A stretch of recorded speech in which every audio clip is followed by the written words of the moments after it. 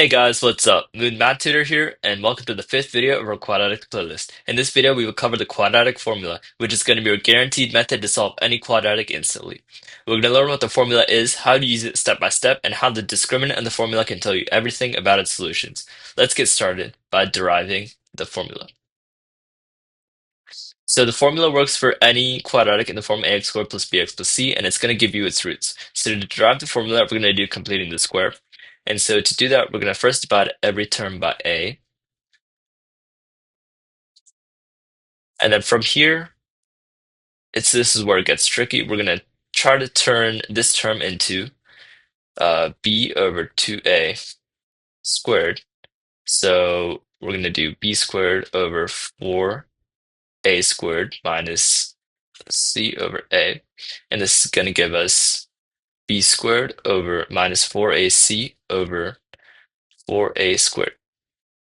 So now we're going to add this to both sides to get x squared plus bx over a plus b squared over 4a squared is equal to b squared minus 4ac over 4a squared. And now we're going to factor this side as x plus b over 2a squared is equal to b squared minus 4ac over 4a squared. So now we're going to take the square root of both sides, and we're going to get x is equal to negative b over 2a plus or minus square root of b squared minus 4ac over 2a.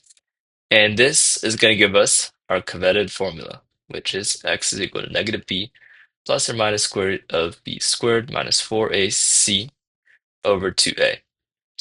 So yeah, really this is what the formula is, and it comes up so often that it's really important to have this down, like make sure to memorize this. As you can see, deriving it can be a pain sometimes. So let's look at how to implement this. Let's say I have x squared minus 3x minus 10 equals 0. So here I'm going to first write my a is equal to 1, my b is equal to negative 3, and my c is equal to negative 10. And the quadratic formula tells me x is equal to negative b plus or minus square root of b squared minus 4ac over 2a.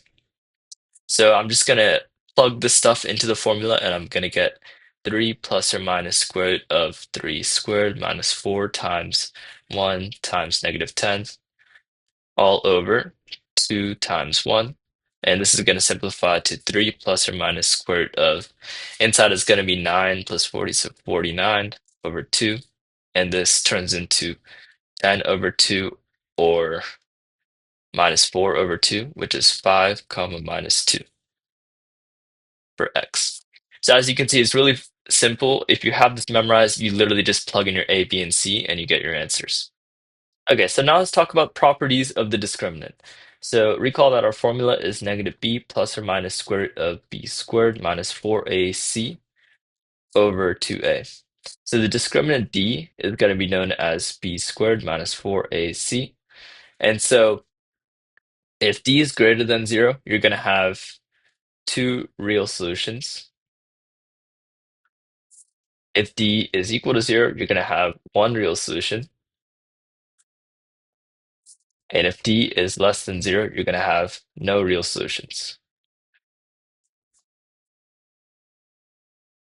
And you're going to have two of them. And this should make sense because if d is greater than 0, you're just adding or subtracting like a real number because square root of a positive number is like a real number. So you should have two real solutions. If d is equal to 0, you're either adding or subtracting nothing. So that should make sense. You only have b over 2a as your solution. And if d is less than 0, that should make sense that we get non-real solutions because clearly the square root of a negative number is something that's non-real. So let's look at an example of that last case, a non-real solution. Let's say we have x squared plus 4x plus 5 is equal to 0. So doing the quadratic formula in this case, we start a is equal to 1, b is equal to 4, and c is equal to 5. And so for the quadratic formula, we have x is equal to negative 4 plus or minus square root of 4 squared minus 4 times 1 times 5 over 2. And okay, and then from here we get x is equal to negative 4 plus or minus On the inside, it's going to be 16 minus 20, which is -4, so square root of -4 over 2. And this simplifies to -4 plus or minus 2I over 2, which is -2 plus or minus I. So yeah, there you have it. If the square root ever turns out to be negative, don't get like scared or anything. Just understand that this is possible and this can happen, and just continue with the formula if this does happen. So that's really it for the quadratic formula. It's going to be your go-to when the quadratic isn't exactly factorable, and when you want an exact answer and not an estimate, or when you're working with irrational or complex numbers. But if factoring is like easy and stuff, or completing the squares is also pretty easy, you should use those because they can save a lot of time. You've now got the most powerful tool in all of algebra. Next time, we will graph quadratic equations step by step and see how their equations become curves on the coordinate plane.